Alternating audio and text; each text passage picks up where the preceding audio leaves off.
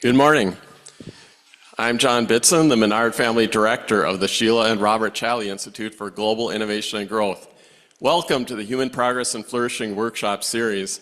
I'm really excited about today's presentation. Dr. Jeremy Straub, who's a Senior Fellow at the Challey Institute and an expert on artificial intelligence and cybersecurity, is going to present on the regulation of artificial intelligence. So excited about the presentation today. This is our last workshop presentation for the calendar year, but in the spring we're going to have several interesting presentations on immigration, capitalism, and on state policy, so please come to them in the spring.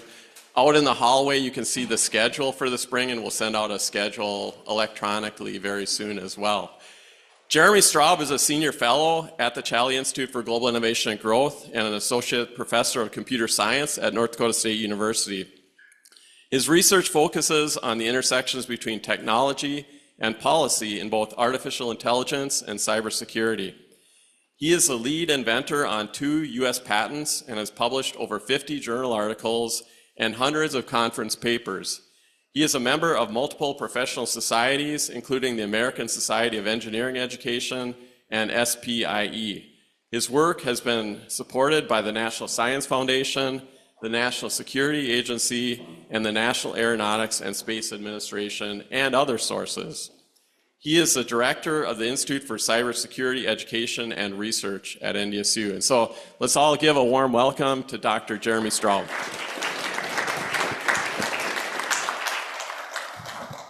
All right.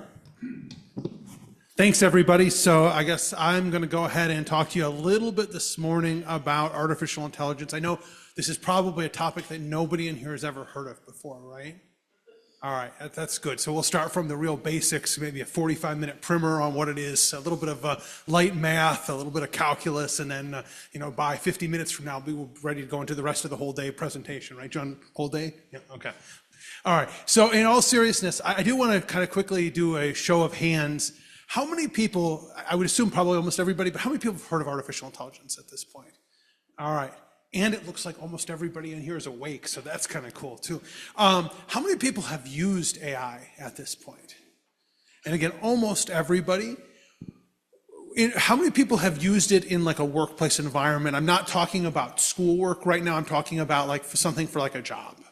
Because it's a little bit different when, with schoolwork, you can kind of use it on your own. You don't have like necessarily the same types of regulatory or like internal policies that you would have at a company. So how many people have used it for schoolwork? All righty, we're sending this picture to the dean. There we go. No, but in all seriousness, right? There's a lot of neat stuff going on with this, and I want to talk a little bit about the regulation of AI because this is a really rapidly changing area, and it's an area right now that is in a tremendous amount of flux. Right there, a lot of areas that we deal with regulation in have very well-established regulation, right? If you look at, like, say, building codes, right? They change occasionally, and sometimes the changes are big, like somebody discovers that there's something wrong that can cause, like, a building to collapse, and they make big changes based upon that. But we've had building codes for many, many, many years, and, I'm not an expert in building codes, but I know, you could trace them back. They're all over the world. There's certain commonalities about it, et cetera. When you look at AI regulation, on the other hand, AI regulation, we've only really been talking about this for maybe 2-3 years in earnest, right? There was a little bit of discussion before that where people were saying, hey, we should get out ahead of this and make some regulations before this thing takes off. And like normally happens with a lot of regulatory environments, that didn't happen. So we entered this phase where, a lot of the large language models started looking and feeling and chatting a lot like humans, and people got really concerned, like these things are going to take jobs, they might do things, all these different things. And of course, a lot of people, as soon as you start getting concerns, they start thinking we need to regulate this. So that's what has really, brought us into this kind of regulatory environment. It's not to say that it wasn't talked about it before. It was not to say that there weren't regulations before. It just, we've gotten a lot of kind of hyper growth in this space right now because of the interest in it recently. One more question, then I'll stop making everybody raise your hands for a little bit. How many people have heard of Alan Turing? A few. So Turing did a lot of neat stuff mathematically, some stuff with code breaking, lots of very highly technical stuff. But I think what he's probably going to be remembered most for is what's called the Turing test. And so I said I won't ask you to raise your hands again. I probably shouldn't have said that because the next question I'm going to ask is who knows what the Turing test is, but I won't do that. We got 1 or 2 hands up here volunteering in the front anyway. But the Turing test, the basic gist of it was if you have a mechanism that allows you to talk to a computer and to talk to another human, and you can't tell based upon the mechanism who you're talking to, and you also can't tell based upon the content of the conversation who you're talking to, then that system, that AI or that electronic system has passed the Turing test. And so the thing, kind of coming back to what I was talking about a minute ago, that I think has made this just tremendous interest in AI recently, kind of where it's become such a big part of our public discussion, our public sphere of interest, is the fact that it did pass the Turing test, right? That you have all these different large language models where you can chat with it, and there are little things, like you hear the word, if you look for the word delve, look for certain types of hyphens. There are little symptoms that you might be talking to an AI, and certainly we can all use the word delve. Like I'm going to delve into some information here in just a minute. That was not written by AI. That was written by me about 3 seconds ago, right here on the stage. But again, these are what people are looking for. And one of the things that's interesting we won't get into today is there's a lot of suggestion that even some of these indicators now are not being used as much by AI. But as humans, we're beginning to read these things a lot. We're seeing them, and the AI has actually changed the way that we think. It's put words like delve more into our vocabulary because we see the word more frequently. And so when I'm thinking of, well, do I want to say dive in or dig in or whatever? Well, no, delve is the word that I've seen a lot, so I'm going to delve instead of digging in or diving in. So again, lots of interesting things. We don't have time for all of that today, but I do want to talk about regulation a little bit. And excuse me, and then we'll come back to some of this stuff at the end. So the first thing I want to talk a little bit about is existing regulations. And so there's a variety of different sources for existing regulations. And with all of the discussion that we've heard about AI regulation, right? This is something that's made USA Today. It's shown up on in the Wall Street Journal. It's shown up on New York Times, also blogs and TV news and all of the different news sources and other places where we learn about things that are happening, right? We're hearing about AI regulation. We're hearing about people like Sam Altman and Elon Musk raising concerns and saying, hey, we need to regulate this or we shouldn't regulate that, et cetera. So this is something we're talking about a lot now. Now, the thing that I find interesting, and the thing that I hope you'll find interesting, is the vast majority of AI regulation is not what we're talking about. It is existing regulation that regulates particular activities and particular sectors. So we have laws. Every state has one that says you can't go kill people, with very few exceptions, such as a police officer that's responding to an emergency. There are a few caveats there, right? That law, unless it specifically says a human shall not kill another human, if it just says nobody can can kill people without these very specific exceptions, that's a law that regulates AI too. And a lot of laws that you would think, well, why would somebody have ever written a law that says that a machine can't do this? Well, they've also been written to cover companies. And so you end up with these broad laws that are designed to regulate both human people and what are called juristic people, meaning that they're created by the legal process. You file a form, now you have a company. And because of that, a lot of them are kind of vague. And that vagueness means that in a lot of cases, AI is covered under the regulation. So we don't necessarily need a specific law that says you can't use AI to kill somebody, because we already have a law that just says you can't kill people, again, except for those very specific exceptions. We don't necessarily need a law that says AI can't be used to discriminate against people, right? We already have lots of laws that deal with discrimination that say that you can't do that. So there are a wide variety of laws that impact AI already. And in a lot of areas, these laws maybe don't cover everything that some would like them to cover, right? We always have disagreements, we have discussions about what a law should do, how it should work, what activities it should cover, what should be allowed, what shouldn't be allowed.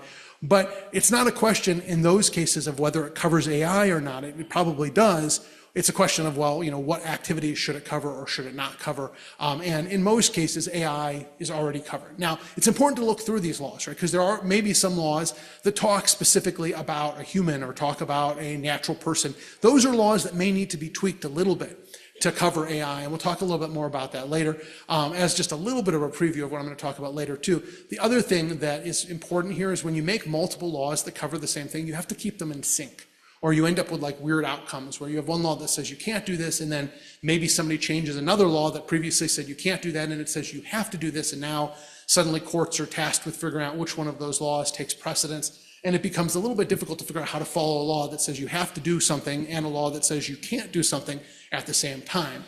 So we'll come back to that a little bit later as well. There are a variety of other existing sources of law, existing regulation types as well. And I guess I jumped down to the bottom first, so I'll finish that up and then could jump back up to the top. But we also have some AI-specific laws as well.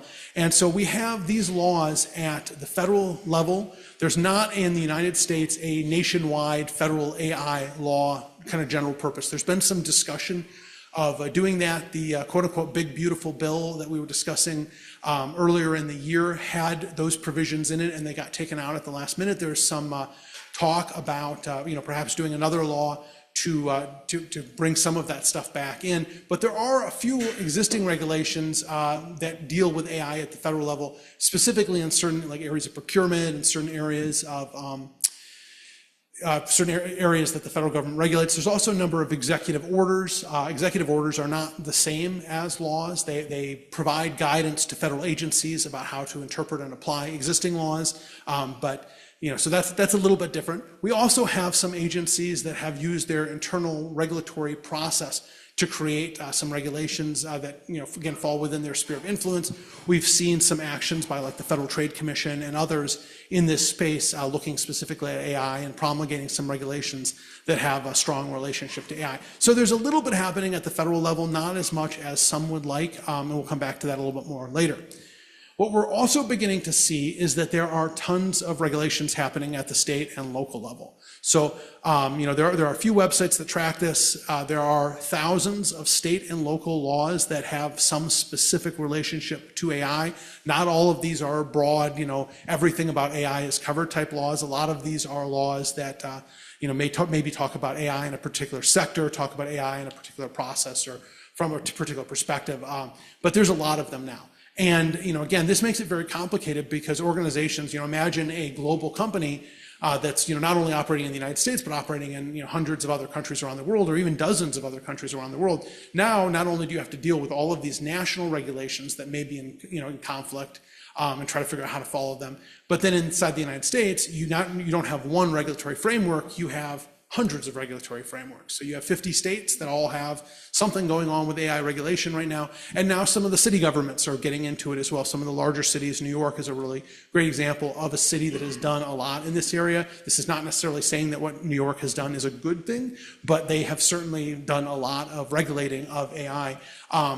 Great example of a city that has made a regulatory framework that is different from the regulatory framework of the state of New York and different from the regulatory framework if you drive across the bridge into New Jersey. So a lot of kind of different things going on. And then, of course, we have all kinds of international regulations. And these are, both, again, AI-specific regulations. The European Union has put together some were originally some very strong AI regulations. There's a lot of concern that was raised by some of the companies about whether they would be able to follow them. And some of that got walked back recently, so it's not quite as stringent as it was when it was originally proposed. But there's also a ton of other regulations. So again, coming back to Europe, there's GDPR, which is a privacy regulation. This is another thing that dramatically impacts AI, right? Because if you want to put data into AI and that data is going to probably have something to do with people, now all of a sudden your activity is ensnared by GDPR.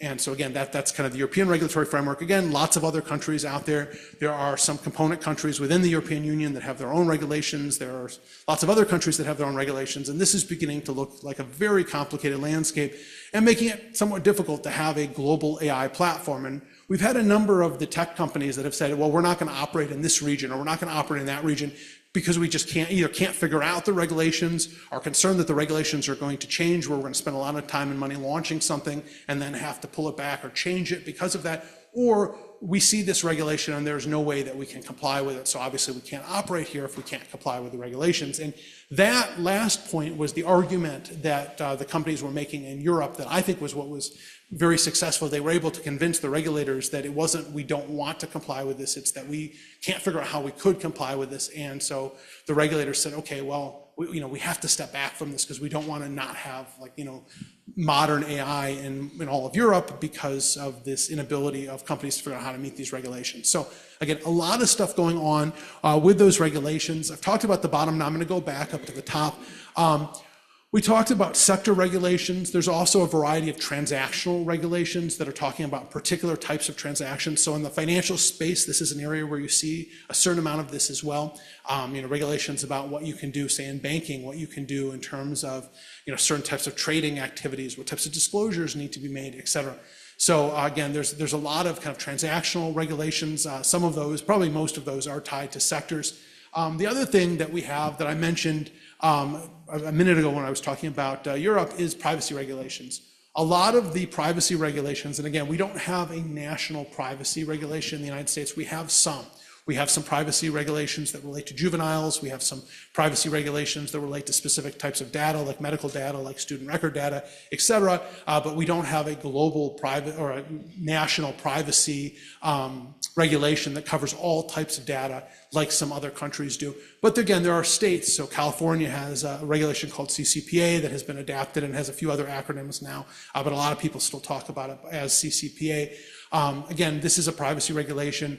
AI inherently, if you're going to use it for most things, it's dealing with data that falls under these privacy regulations because, of course, what we're trying to do with data or with AI is use it to help people, right? And so even if it's just talking to you, if you tell it your name, if you tell it your address, if you tell it other pieces of information, a lot of that information is covered by privacy regulations, by these these large laws in the regions that they exist that cover privacy, not just with AI, but with all types of electronic systems, and in some cases, with offline privacy concerns as well too. So there's a lot of different regulations out there. I'm not going to get into, there's tons of other little things. There's areas where you have regulations about how AI can be used in certain types of engineering, right? What it can be done, particularly in areas where you have an engineer that has to sign and seal a document. Can AI be used in this? Is the engineer responsible if the AI does something? This is an area where there's emerging regulation, not complete certainly, but a lot of different things kind of going on. And there's a lot of examples of these kind of small regulations that cover one area and either specifically have something that discusses AI in it, or again, like I said before, ensnare AI based upon what they are covering that was designed to cover other things than AI. Now, what I want to turn focus to next is the impact of this AI regulation. And the first thing, we talk a lot and, about trying to figure out the right level of regulation. And I think it's easy to get the idea that, regulation is just bad, right? I mean, you can kind of, maybe kind of pick up vibes about that in certain discussions. And it's really important to understand that I don't think anybody, maybe there are a few people that are extreme, we don't want any type of regulation at all, but I don't think most people are saying regulation is bad. We shouldn't have any of it, right? I mean, imagine a world where, now there's no rules of the road. You can drive on the right, you can drive on the left, you can just drive down the center. You want to back, all the way home, going 93 miles an hour. I guess that's fine because there's no regulation to tell you can't do that. Regulations have an important role. They provide these kind of rules of the road. And, the motor vehicle regulations are a good example, right? They give everybody a standard to abide by. We can talk about whether they are applied correctly in certain circumstances. You can argue maybe a road has too low of a speed limit or too high of a speed limit. There is a reasonable discussion about whether something is being applied correctly or even whether the regulation is a good idea in certain circumstances. But I don't think anybody would say we want to get rid of the rule, the traffic laws, right? We want to make it so everybody can just do whatever they want. And, if you're a pedestrian, stay at least like a few hundred feet away from the roads because there's going to be cars crashing into each other right and left, and probably half of them are going to end up on the sidewalk. So we don't necessarily want to get rid of all regulations. What we want to think about is what regulation we need, what makes sense to regulate. And when you're talking about an emerging technology that a lot of people don't fully understand, this is really difficult, right? You have two problems. The first problem is that nobody really knows exactly where AI is going to be a year from now, or 2 years from now, or 5 years from now. There are a lot of people that make guesses, but again, nobody really knows. And so if you think about the fact that it takes a certain amount of time to make a law, but it also takes a certain amount of time to get rid of a law too, or to change a law, regulating something you don't understand is really tricky, but not regulating something that is having a massive impact on society also has risks. And so in North Dakota, we have a legislature that only meets every 2 years. We have an emergency commission that can do certain things in the interim. If you've been watching the newspaper in the last few days, there were 1 or 2 actions of the emergency commission that were mentioned earlier this week. But if North Dakota makes a law that regulates AI, and then it turns out that doesn't work, right? There's something changes, a term was used in a way that doesn't make sense anymore, et cetera. Now all of a sudden we have a little bit of a challenge, because we either have to call the legislature back into session, which means everybody has to go back to Bismarck and have discussions and meetings and vote on changes to law, or maybe it's something that the emergency commission can fix. Again, the emergency commission is limited in what it can do. Or if this doesn't happen, or if people can't agree upon this, then what we have is that we have this problem law until the next time the legislature meets, again, which could be as much as 2 years later. And not every state has legislatures that only meet infrequently. Some states have legislatures that meet much more frequently than we do. But the important thing to understand is, even if the legislature is meeting right now, that doesn't necessarily mean that you're going to get agreement on how to change a law. Because when you have a bill that's going forward, it may have multiple things in it, right? And all it takes is one thing that everybody can't agree upon. Some people want to keep it in, some people want to take it out. And that's the end of the bill, right? It never makes it through the process. It never becomes enacted into law, and it never changes or repeals the existing laws. So you can get into a really tricky situation when you have laws that can't be changed rapidly. The other thing that kind of comes into play here too is that a lot of the people that are making these laws, that are being asked to discuss this and to again, to go through the process of making a law or changing a law, don't understand what they're being asked to regulate. And that's really challenging, right? How do you make good decisions about something you don't understand? It's very difficult. And it's not to say that legislators don't deal with this all the time, right? You can't be an expert in construction and business administration and the regulation of concert venues and AI and all these different things, right? So they're very used to people coming in and providing their expertise. However, what we have in the space of AI is we have lobbyists for large multinational companies that have a certain way they would like the regulatory environment to work. You may have local experts that have different opinions, and of course everybody is kind of trying to hypothesize about where AI is going to be in a few years to try to make future-looking regulations. This becomes very tricky, and it becomes very difficult to legislate and to make good laws and to make laws that are going to withstand the test of time when you're in this type of environment. And there are some tools in the toolbox to deal with these types of issues. Sunset clauses are one of them, where you make a law that says this is going to go away if it isn't reaffirmed and extended within a certain period of time. That makes it so the law isn't just sitting there and it has to be actively taken off the books. So there are some tools that can be used for this. But again, this is very challenging, and you have to understand what aspects of things need those sunset clauses. So, if we are, say, dealing with a construction law and we start putting some language about, well, up until the point where we all feel comfortable about using AI for construction, we're not going to allow AI to be used for construction anymore. Now, let's say a year from now, the National Building Code gets changed and starts talking about just using AI for stuff, or some of the tools that architects and engineers use to make diagrams and to do this stuff. Now these tools incorporate AI, and so now we're stuck with, well, we can't use AI in this region because we have this law, but we no longer have the tool that lets us do this efficiently. So I guess we get out the slide rules and the pencils and start drawing these diagrams out by hand, because the tool doesn't work anymore in this region because it has either AI embedded into it, or there's no way to assure that AI is not doing something that it's not supposed to. Or, and here's another one that makes it even more interesting, what do we call AI, right? I mean, we've come up with some very broad definitions of AI that for things that we wouldn't have called AI previously. So if the computer is making a decision, if it's making a recommendation, are we now calling that artificial intelligence? Because we didn't necessarily do that 2 or 3 years ago, even though that would fit within some technical definitions. So things that maybe even people have been doing for years in certain areas now could be ensnared under this because they're an automated decision process or an automated recommendation process. So again, there's a lot of different things to think about with this.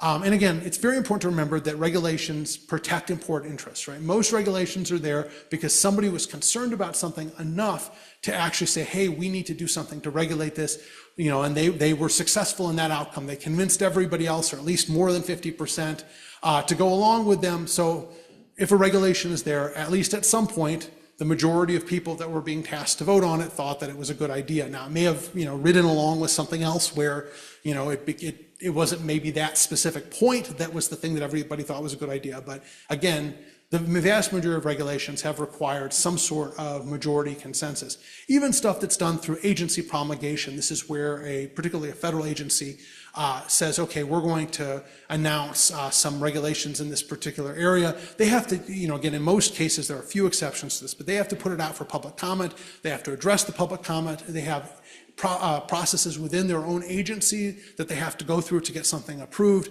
And most federal regulation by agencies is subject to review and revision by Congress. Congress can override anything with a law, right? So an agency regulation that conflicts with federal law doesn't work, right? It doesn't have effect. But there's also mechanisms that allow Congress to say, we're not going to change the law. We just want to look specifically at how this agency interpreted this little bit. We're going to pull this particular area, this particular regulation in for review and discuss it in the House, discuss it in the Senate, et cetera. So there's a variety of mechanisms that can be used for this. But again, we need to start with this idea that regulations are made usually with good intents, good purpose. Somebody has something that they want to fix. The question is, what do we want to do in terms of AI right now? Because that's a challenge, right? That's what we need to think about. Another thing that we need to think about is there are some areas of AI that may not be covered under current regulations, right? I mean, I said a lot of stuff is covered, but there are some specific things about AI that are a little bit different. We have typically not made laws in this country that have tried to restrict or regulate human thought. Now, there have been any number of things where people have argued that is in fact what a particular law is trying to do, but generally that's not the kind of US model for regulation. We're not trying to regulate the way people think. We try not, usually, hopefully, to regulate what people are saying.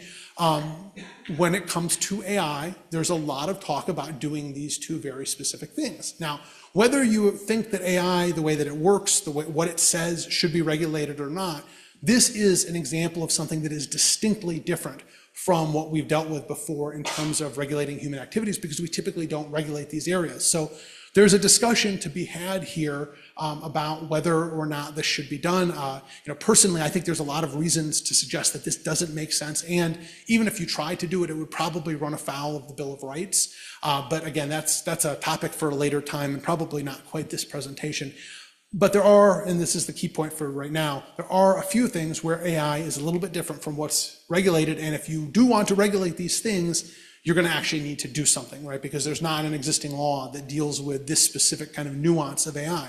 And so there have been a few areas of the country that have tried to regulate how models are created, how they're trained, what data can be used for their training, et cetera. Again, there's lots of kind of back and forth in terms of what makes sense, whether model creators should be paying for the right to train on data, or whether this should be more like the way you and I all learn, where we see what's going on around us. We read things, we listen to things, and we take information from that, which can be both the information that's being intentionally presented to us, as well as information about how something is presented, right? You hear a way that somebody is speaking, you read a neat idiom when you're reading something, and you think, oh, I can write like that in the future, I can speak like that in the future, and nobody's asking you to write a check to the person who you just heard that from. If you do want to write a check, I think John's happy to take donations at the end, though, if you've heard anything. Anyway, joking aside, there are a lot of things like that are being discussed right now. Last thing on this slide, and the thing that we really want to think about when we're talking about AI regulation is the fact that it potentially can slow or even stifle innovation. And this has been an argument that has been somewhat successful for the tech companies to prevent certain types of regulation or to slow the regulatory process. But it is a real concern, right?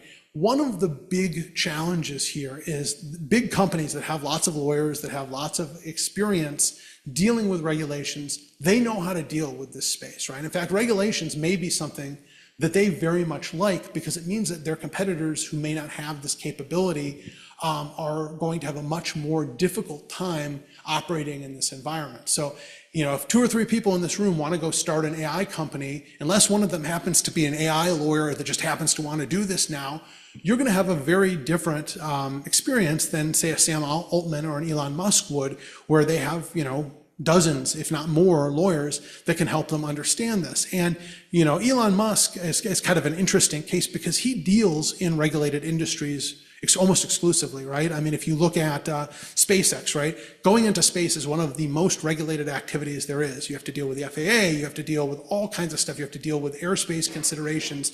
There's a lot of regulation that goes into that. He does government contracting. There's a lot of regulations that relate to government contracting. He's very successful at dealing with those regulations. He makes autonomous vehicles. Guess what? There's a lot of regulations related to putting vehicles on the road. There's federal regulations, there's state regulations, there's even some local regulations in certain jurisdictions. So somebody like an Elon Musk is going to have a lot easier time dealing with regulations. I mean, he's not going to get what he wants every time, right? And we've seen that, and we've heard, Elon Musk and others express concern about different regulations, oppose them, and yet the regulations still happen in certain cases. But that's going to be very different than somebody that's running a small startup in a particular area of the country, et cetera. So a little bit different in terms of the experience. Bill Gates famously said, Bill Gates is the former CEO and chairman of Microsoft. I think probably most people still recognize his name, but maybe are more familiar with his later work with the Gates Foundation. So this was back in Microsoft days that he said this. Famously said that his concern was that 2 kids in a garage were going to put Microsoft out of business because they were going to come up with a better idea, they were going to do a better job at executing it, and people were going to say, oh, well, we like this better than whatever Microsoft product they were competing with, right? And it obviously didn't happen. Microsoft has been a pretty successful company over some time, but they're not maybe moving at the same speed in AI as a company like OpenAI is, or as some of the other places, Emergent, Cursor, Anysphere, even Google in some ways, where they have their own probably more models right now than Microsoft does. Microsoft has a few models, large language models and some small language models. That's been an area that they've been working on a little bit more. But again, we're beginning to see kind of the change of even some of the older tech companies, the tech companies that brought us like computers and brought us to this kind of pervasive space that we're at now, where we have computers on our walls, we have computers in the form of cell phones in our pockets, we have computers, maybe even some people on our wrists if you have a smartwatch. The companies that brought us a lot of that stuff now are 20, 30, even 40 years old, and they're not the same kind of nimble operators that they were, again, 20, 30 years ago. They're having to adapt now to other people coming in that can move faster, can dive into working into a particular area, looking into a particular idea much faster. And the thing that, again, not just these tech companies, but the thing that any company that's established that has more resources, one thing that they can do is they can do what's called regulatory capture, where they prevent people from being able to operate as effectively in their space simply by encouraging governments to make regulations that protect against this thing, but they also are one more thing that needs to be complied with. And if you make enough things for a small entity to comply with, you will eventually put them out of business, right? That's the challenge that we have. And if you look at a lot of federal and state laws, that's why there are carve-outs in a lot of cases where this law only applies to companies that have 50 or more people, or 15 or more people, or 10 or more people, to try to make it so the amount of regulation that a business or entity has to deal with scales with its capacity to actually do that. Again, if you make a one-person entity deal with 53,000 things and they have to be filing 54 reports every day with 17 different agencies, they're probably not going to make it through the first week, right? Or they're going to be so far behind that they're going to be paying fines and all kinds of stuff from all these reports that they didn't file on time or filed incorrectly because they didn't know what they were doing. So we have that challenge in the AI space, and that's why when we have these broad regulations, and I want to look just really quickly at a few of the ones that have been talking about large language models in particular, these do still have carve-outs on them, and it's kind of interesting because they've become technical carve-outs, right? So Some of these regulations say this only applies to a model that has this many or more parameters, or that has this much training that has been done, or that has had this much compute resource devoted to it. This is a way of saying, well, we're trying to target these big models from these big companies that have, hopefully have the resources to deal with this type of regulation, but also to try to keep a little bit of a space for smaller individuals, small companies, academic institutions, and others that may not have the resource to deal with these types of issues, or where dealing with these types of issues is not their primary, the thing that they do every day, where it becomes a significant burden to actually be able to deal with it. The challenge here is what might be a small model today, what might be a large model today becomes maybe a medium-sized model tomorrow and a small model, down the road. Or let's say suddenly, okay, well, we're going to look at this parameter question. Well, what if I just want to have a lot of parameters? I'm not going to do a ton of training, but I find a new way of creating a model, a new way of looking at a model, whatever, that's just really parameter rich. And I can make a model that has more parameters than the biggest models from OpenAI, from Google, et cetera. Particularly if I don't do any training, it doesn't take a whole lot of resource to just spawn lots and lots and lots of parameters, right? So there can be these kind of weird, unanticipated challenges, particularly when the regulation is being driven by people that are thinking about something in one way, perhaps being driven by lobbyists and others for these larger companies that are like, okay, well, yeah, sure, we can deal with this, but we'd like to have carve out a little bit of space for our R&D where they're not having to deal with this. But our R&D right now doesn't use these gigantic models. So fine, regulate our models that are out there being used for commercial purposes, but leave these smaller R&D models alone. That's great. This may work very well for a company that is doing that, that's influencing the process. But then when somebody else comes along and wants to, again, create a parameter-rich model for whatever reason, that can be an unanticipated result. So there's a lot of kind of interesting things that can happen in terms of unexpected impacts of regulation. And the big thing here is that, if we want this area to grow, we ideally want to be creating regulations that enable but don't impair or impede this growth. So exactly what this is, exactly what should be regulated and what shouldn't be regulated, even what impedes and what aids, is a topic for some discussion, right? There's different legitimate views on this. But there are a few things that can be very helpful to the industry as it stands right now. So I mentioned before that there's an awful lot of sources of regulation out there. One thing, without getting into exactly what is regulated, what you say you can do, what you say you can't do, that would be very helpful to enable the growth of AI, is having larger regulations that cover a wider geographic area. And so for most people in the United States, this is a national AI regulation. For those that aren't familiar with the way that laws work in the United States, a federal law that is within the bounds of what the federal government is allowed to regulate, and this is where it becomes a little bit tricky because, the United States is has a federal government that has limitations, right? The Constitution says these are the areas that the federal government is allowed to be operating within, and other things are left for the states and they're left for individuals. So again, there's a little bit of a caveat here, but as long as the federal law is within the area that the federal government is allowed to regulate, a federal law has what's called federal supremacy over state and local laws. It means that if the federal law and the state or local law is in conflict, the federal law prevails. Now, we've heard some permutations of this recently relating to some things that may not be in law, things that may be agency operations, et cetera. These are areas that are in some level of dispute that probably are going to end up in the Supreme Court with getting a more definitive answer on exactly what is subject to and what is not subject to federal supremacy. There's also some questions about whether an agency rulemaking would have an impact on a state law that is an actual law. Again, there's a lot of kind of nuance here, and some of this nuance may be very important when you're talking about regulating AI, because perhaps doing something that is simply, say, a Federal Trade Commission or a particular other regulatory agency that they do through a rulemaking or they do through a non-rulemaking order, that may be challenged if it conflicts with a state or local law. And again, we're back to waiting to what the Supreme Court says on that, because there is a lot of arguments in both directions on that, with esteemed scholars on both sides explaining why it could work either way. And again, that makes it a matter that's, to use the legal speak, ripe for the involvement of the Supreme Court, meaning it's something that the Supreme Court might want to resolve. But at any rate, coming back to my key point here, which is that there's a lot of entities, both big and small, that say that it would be very beneficial to have a national AI regulation. Again, still big discussion about what's supposed to be in that regulation, or what should be in that regulation, or what shouldn't be in that regulation, but having a consistent playing field that means that companies are dealing with, at least in terms of most things, one regulation as opposed to lots of regulations across the country is something that is seen by many as being helpful.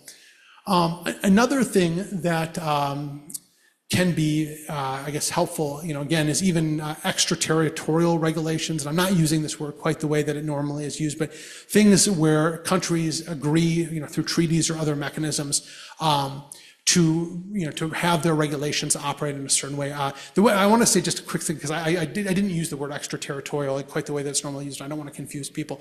Normally, when you're talking about an extraterritorial regulation, you're talking about us making a regulation that applies to them. That's not what I meant when I was just saying that. So what I'm talking about is like collaborative treaty-based regulation. There are some instances of extraterritorial regulation, particularly in the privacy space. So like GDPR, which I mentioned, from the European Union. This is an extraterritorial regulation because it says that entities in the United States, for example, that are storing, processing, et cetera, the data of European persons are subject to this law, even though we're not in Europe, and there's some question about whether this law should apply to people outside of Europe. If you've noticed on all those websites that you have to agree to their privacy policy, the little button that shows up on top of stuff, that's usually GDPR that does that. Some of that's from CCPA. But again, you go to the NDSU website, if you haven't been on it for a while, or you're on a computer that you haven't been on this and click to the button, you'll see that button is there. So you have the state of California or the European Union regulating what a state agency is doing in North Dakota. That's extraterritorial regulation, and that's, again, a little bit of a question mark as to whether it should work that way. But we see a certain amount of that. And there has been some discussion with some of the European regulations about whether some of the AI regulations should be extraterritorial in that way as well. I think extraterritorial regulation is really tricky. One thing that makes it really tricky is that it's really difficult to figure out whether it applies or not in a given circumstance. So if you look at like GDPR, there's a number of kind of carve-outs in there. There's a number of things that say, well, you have to have a certain amount of contact with Europe. You have to, have presence in Europe, or you have to be dealing with so many European persons' data, plus maybe marketing into Europe. Or, if you're not doing all of these things, or you're not doing at least one or two of these things, GDPR may not apply to you. But again, it's difficult to figure out, and a lot of people simply put the buttons on there because it's easier to put the buttons on the website than it is to figure out whether they are exempt from GDPR or from CCPA or from other privacy regulations. So we end up with this kind of complicated regulatory scheme where if everybody's making regulations, now you have to figure out how to follow them. And then what happens if we make a regulation that says, okay, well, in the United States, applicable to U.S. citizens worldwide, or people that hold U.S. citizens data, or people that hold U.S. nationals data, we want it to be dealt with this way. And then in Europe, they make a regulation that says we want it to be dealt with that way. And these don't, they don't equate to each other, right? And so there have been processes. There are sometimes countries get together and create what are called safe harbors, ways of saying, well, this is how we're going to interpret our regulations for somebody that's in this area. This is how we're going to, another agency saying, this is how we're going to interpret our regulations for somebody that's in that area, to try to resolve it so individuals or individual businesses are not being faced with this challenge of figuring out what they can do, what they can't do, et cetera. But it becomes really tricky, and not every time does or is there one of these kind of safe harbor commissions or committees or gatherings to try to figure that out. So extraterritorial regulation is really quite tricky. However, treaty-based regulation, if it's done with a process that gets, that looks at what the actual needs are, looks at whether this is going to work for everybody involved, can be very useful. There's a little bit of a caveat with treaty-based regulation in that it may not go through some of the same public review processes that making a law at the federal level or making a law at the state or local level requires, right? It's a different process that doesn't necessarily provide quite as much opportunity for the public, for large companies, small companies, medium-sized companies, whatever, nonprofit institutions, academic institutions, et cetera, to comment. So this is an area where if you're going to do this for AI, particularly because you need the technical expertise, it would be important to incorporate some of that public comment mechanism, even though it may not be technically required for certain types of treaty regulation. So again, that's one big thing to think about. Another big area that could be tremendously helpful is intentionally enabling regulations, where you actually say, we want to make a framework for doing this. We want to actually make a framework that helps something grow. And so, we're going to devote resources to this, or we're going to exempt certain activities from certain laws. So a really great example of this is what was done with sales tax at the beginning of the internet. Sales tax could have completely killed online shopping before it ever got the opportunity to start, because there is a lot of complexity with sales tax. You have 50 states, all have some sort of sales tax regulation. In a lot of states, the sales tax that you pay differs by region, by county, by city. You have some cities that have their own sales taxing authority. And so if you think about, somebody that's located, let's just say in Alaska, just for a random example, that now is trying to figure out how to comply with North Dakota sales tax regulations, and they're only selling, 10 things into North Dakota every year, what are they going to do? Well, they're probably going to stop selling stuff into North Dakota. So in the early days of the internet, when there were not, tons and tons and tons of commercial transactions going on the internet, having this sales tax moratorium allowed this area to grow tremendously because it made it so people didn't have to deal with those regulations. Now, there were some issues with this as well, and there's a reason why, in most cases you're paying sales tax on stuff you buy on the internet now, which is that it was depriving the state and local governments of this tax revenue, and it was creating what is arguably an unfair situation where a local merchant that was in a community or operating physically had to pay this additional tax, or had to collect this additional tax, meaning that if you bought the same item from your local grocery store as opposed to from an internet merchant, one would have whatever your sales tax was on it, the other would not. That's not a level playing field, and that's why we now pay sales tax on so much the stuff. It's not everything. There's still thresholds that entities have to meet to be covered by different sales taxes in different regions, et cetera. But this is the type of regulation that you could have, not necessarily dealing with sales tax. Sales tax for AI is not a tremendously big concern right now, but other things, trying to say, okay, well, here's a way that hopefully without breaking too much else, we can make it a little bit easier for AI to develop, to see if it's useful in certain areas, to evolve, and then go back and, if need be, regulate it later once we actually know how it's being used so that we can regulate it appropriately, as opposed to trying to regulate it while it's moving, creating regulations that may be misunderstanding the future, may be misestimating future needs, may be regulating areas that don't even need to be regulated because they're going to be something that's only a short-term phase of how AI is being involved or being used, or so forth. So that's kind of the last thing to be thinking about. That brings us to the end. Thanks everybody for listening. We still have a few minutes here for some questions, so happy to take some questions. Thanks.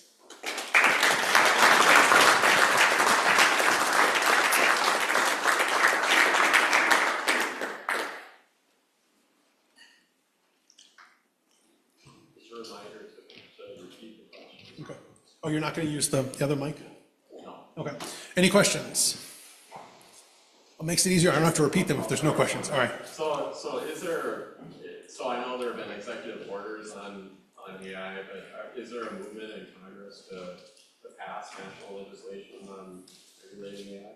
So the question was, outside of some executive orders, whether there is a movement particularly within Congress, to pass AI regulation or AI legislation. And the answer, I think, at this point is kind of. I mean, there have been a few things that have started. I mentioned the quote-unquote big, beautiful bill had a national AI kind of regulation schema within it that got taken out at the last minute so that the bill could pass.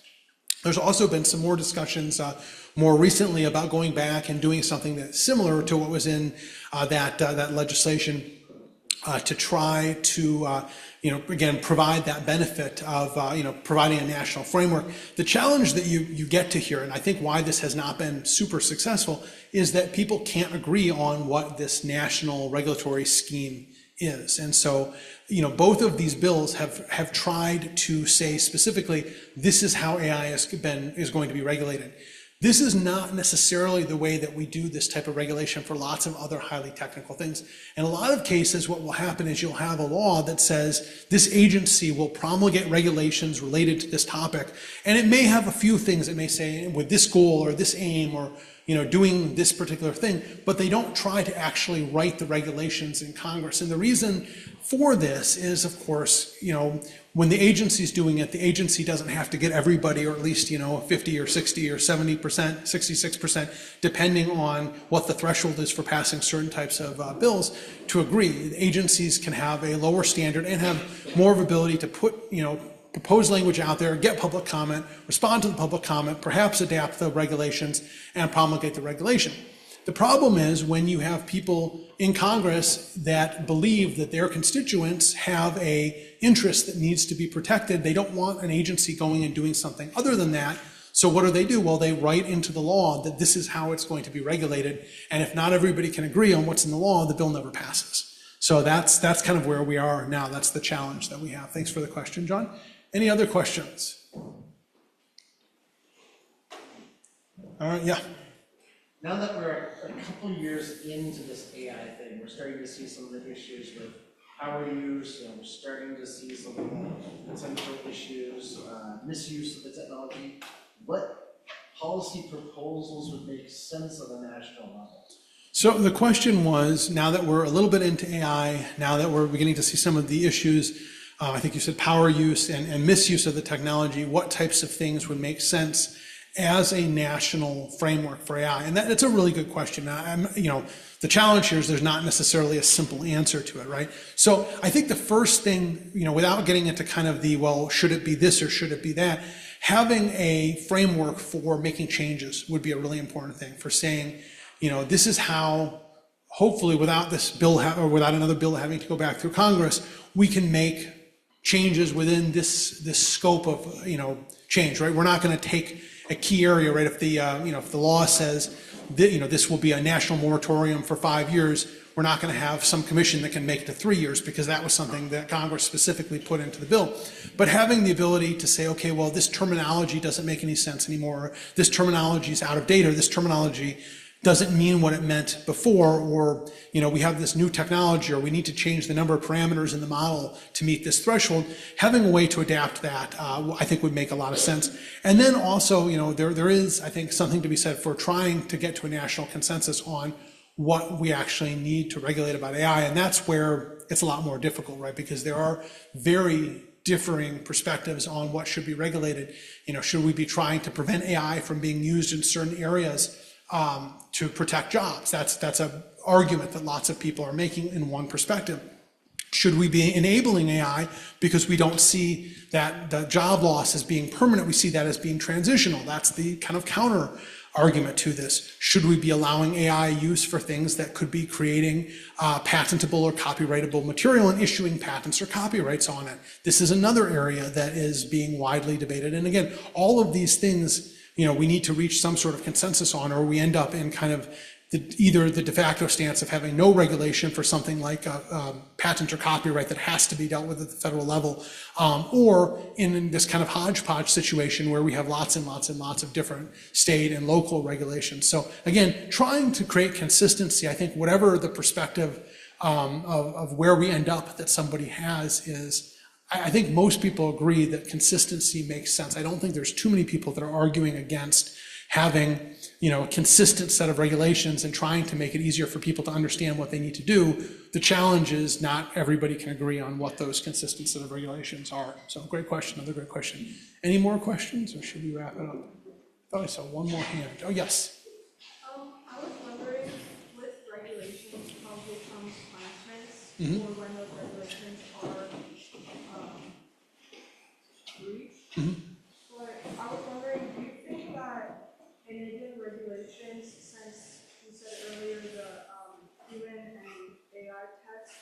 Yeah.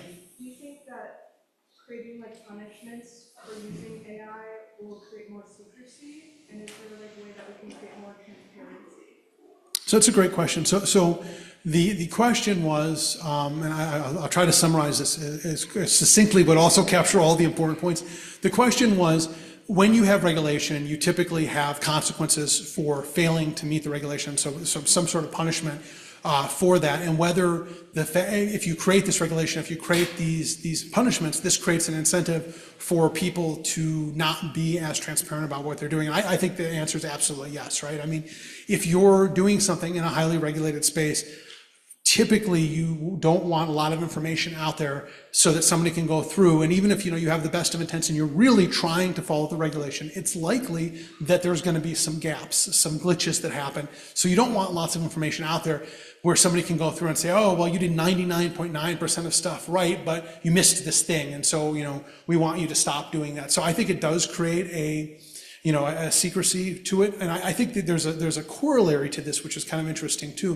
which is that if you regulate, AI in the way that some people are talking about, where it becomes actually stifling, what you end up doing is you end up regulating only the people that are trying to follow the law. So you basically give the bad actors the ability to innovate because they're not doing it in the public space, right?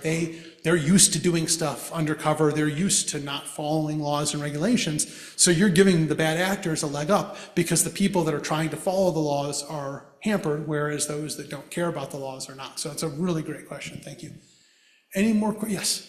So a section that I feel like, like at least we'll talk about is education, regulation of AI, regulation because students nowadays use AI a lot and it's still considered as a tool. But I don't know how we can, regulate that. So that's another great question. So I'll just again kind of try to summarize that succinctly. The question was, because of the protections that exist for student data, how that impacts AI's ability to be used with this. And I think there's a few things. I think one of the things that is challenging is that the laws ensnare a lot of student data that most people don't really care about, where most students don't expect certain types of data to be protected in the way that it is. And so you end up creating an impediment that's not really something that anybody has said, oh, I want this particular benefit. It just got kind of ensnared because all student data falls under FERPA, and again, we have regulations about how it can be used, even for things that may not be things that anybody really cares about at all. And there's ways around that, right? I mean, you can have people say, I don't care about this, and that I'm releasing this. I'm going to waive my right in this circumstance. But that becomes challenging to monitor and to manage. The other thing that we see in the education space is the ability to use models that are actually protecting the data. And this is a big thing, right? I mean, there's a whole nother area, we really could spend the rest of the day talking about this, about creating models that can be used with sensitive information and with a level of confidence that that sensitive information is not going to be disclosed by those models. And the challenge that we have right now that is particular to large language models that are learning from the data that they're being presented is that they put some of this data into what are called the weights of the model, and then when they don't realize that some of this data might be proprietary or might be sensitive or might be confidential, and then when somebody asks another question, that data is there and it gets pulled back out and given to that person with the system not even realizing that it's doing it, right? Normally, if you put something into a database and you mark it as private, the database knows that it's private. There's not a mechanism like that in most of the existing large language models, though there are entities that are working to try to prevent this type of issue from happening, either putting filtering mechanisms or other safeguards into it. But that's a great question. And this isn't just a question for education, right? It's a question for any time you're dealing with sensitive data. It could be, sensitive corporate data like plans or customer lists or whatnot. It could be student information. It could be information that, is important to national security. All of these different areas have the same challenge of, particularly if we can't have a model where it just sits over there and it's only used by people that have access to this information, and there's somebody that is vetting every piece of information that comes out of it before it goes to anybody that shouldn't have access to every single piece of information that could be in that, it makes it very difficult to do that. And so again, there's work in this area. Absolutely great question. Thanks for that. I think we have time for maybe one more short question if anybody has a short question, otherwise we can wrap up. Any last, yes? So if you go to Facebook, you do see many deepfake videos. So should they be regulated or how should they be controlled? So the question, AI for them. so the question is with deep fake videos, which are made using AI and they're on social media sites, should that be regulated? So I would say it already is, right? I mean, we have laws about slander, we have laws about libel, we have laws that say you can't do some of this stuff. We don't necessarily need a law that says you can't do this in this particular way. Now, there may be certain aspects of this. So the fact that these look hyper-realistic, there may be a need for an enhanced penalty for violating the law for that because it has an enhanced impact. But I don't think we necessarily need a law saying deep fakes, again, you know, that term, what that means could change 3 years now. If we all start using deep fakes to refer to something a little bit differently, and we have these laws, and now we're having to go back, and this is something that's really tricky when you're interpreting laws, is you have to go back and look at what the wording meant at the time the law was enacted. You have to look at what like the legislative intent was if the language of the law is not clear. So I don't think we need necessarily a law specifically for deepfakes because it's otherwise regulated, but there may be, you know, and again, there's, you know, these are laws that exist, you know, at least all state levels. There's probably some federal laws, possibly some municipal or other laws. You know, you may need to look at all these laws and make sure that they're regulating what you want to regulate about deepfakes and, you know, perhaps having an enhanced penalty based upon the enhanced issue that they create. I think with that, we're out of time. Let's all give one more round of applause to Jeremy. Thanks.